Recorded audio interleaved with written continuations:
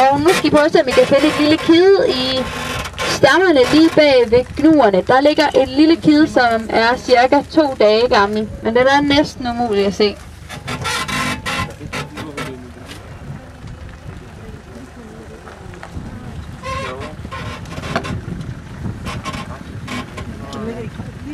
Teltene vi har her på vores højre hånd, det er vores safari-lodge, så i dem er der mulighed for at overnatte.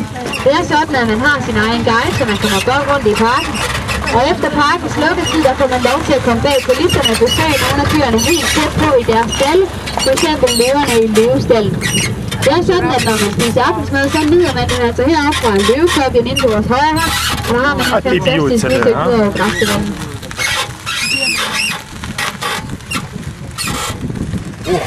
Og nu kan jeg så se Justins ligge så over på den her side. Det er altså dem, der er skyld i, at han er lidt dårlig gående i øjeblikket. Men han spiser godt, og det er det vigtigste. Her i højre hånd, der har løverne deres anlæg.